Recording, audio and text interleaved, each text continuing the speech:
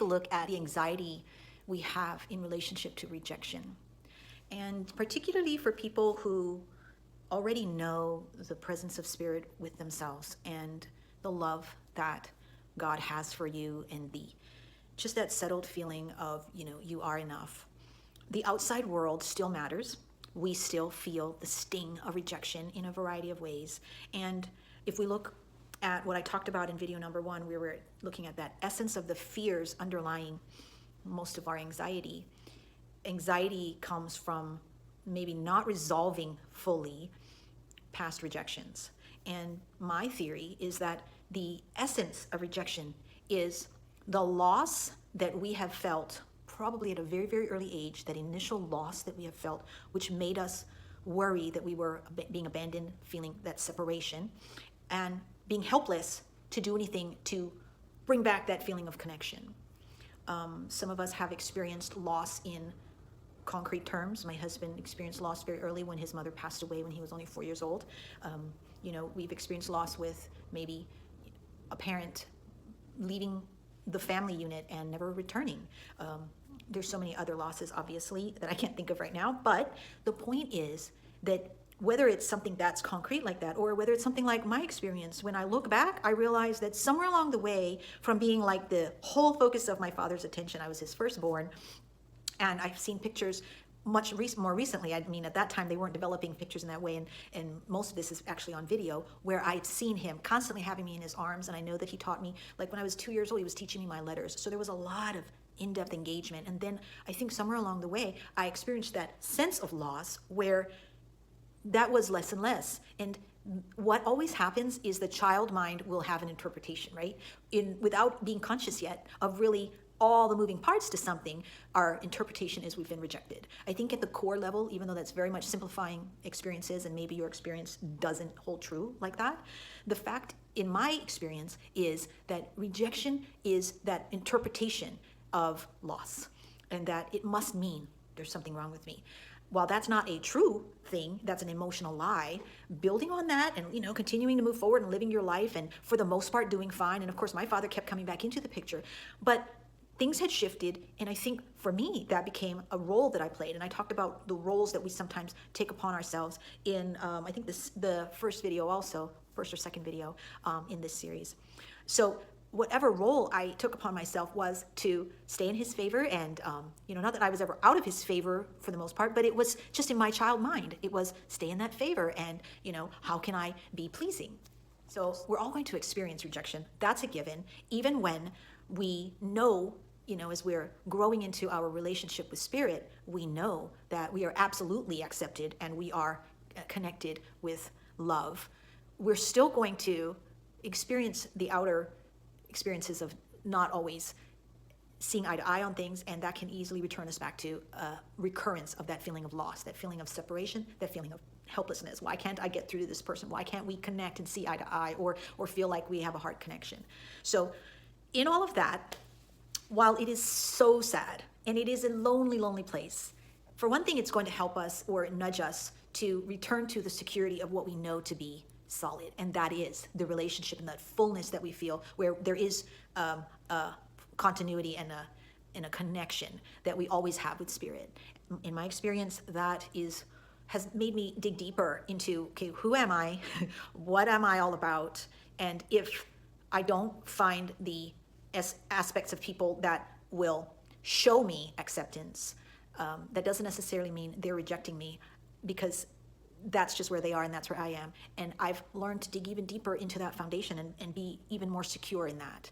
And while, on the outside, we would love to have that sense of not feeling rejected, what can you do? All you can do is be who you are and ask yourself this question: what if? What if I am exactly who I am meant to be? With all my quirks, with my viewpoints, with my way of seeing this experience of life. And what if this experience of feeling rejected is exactly what is for me, and it's helping me to be even more sure in who I am and who I'm not?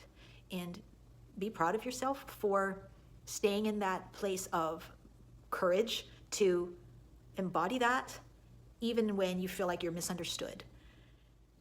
if you're a person who doesn't quite fit into any particular category, I'm a person who is faithful, yet I don't fit into any religious category that allows me to say, I'm home. This is my container. Then you're going to have to do the individual work, which can feel like you're very alone, although remember, we're always with Spirit. Spirit is always with us. And you will feel more and more the security of that connection and that relationship.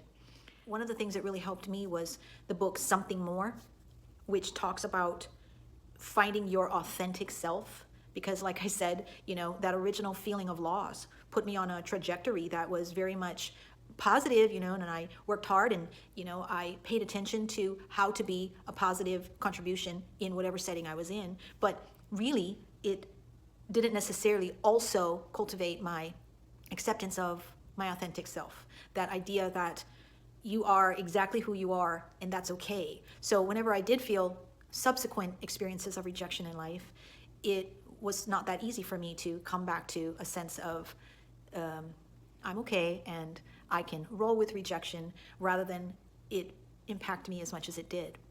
So even though I always trusted that, okay, God, I know my intention and I know that it is to honor you and to honor what I've been given, and yet, I'm being misunderstood right now and I can't impact that completely. My experience was that in reading the book Something More, I didn't do every last exercise in that book, but for me, that was a great revelation of returning to a sense of accepting that how I've been made, the intensity that I am, the person that I am with what I feel is a little bit too much of my intensity and so forth, is just exactly who I am supposed to be. So what if you are exactly who you're supposed to be? The way you show up is exactly how you're meant to show up. While it doesn't mean you can't pay attention to the feedback you get in different situations and see where you might want to soften yourself or be more accommodating or be more flexible with others. Obviously, it's always important for us to take the feedback we get and to integrate it into being more fully the person that we want to be and how we want to show up and honor the life that we're living. But at the same time, what if you're exactly who you're meant to be and every experience that you have had is exactly what has been building your experience to be exactly what it's supposed to be for you. And if you don't find the reassurances or the validation from others, which is going to feel like rejection, then it brings you to having to return to your foundation and just be patient and settled with that fact. You're exactly who you're meant to be, and you're honestly doing your best to live your life and release attachment to needing any outside influences to reassure you that you're on the right track. It's making you be even more aware and attuned to the guidance from within that helps you to stay steady and be at peace with the fact that you are on your right track. So I really hope that that encourages you today in whatever anxiety you feel over rejection.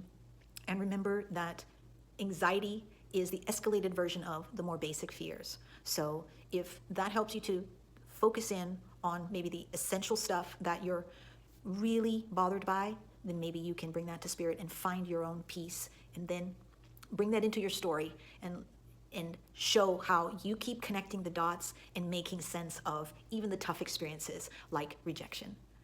I will be talking to you one more time next week when we'll be looking at the self-image, the who am I questions that we can also feel very much anxious about.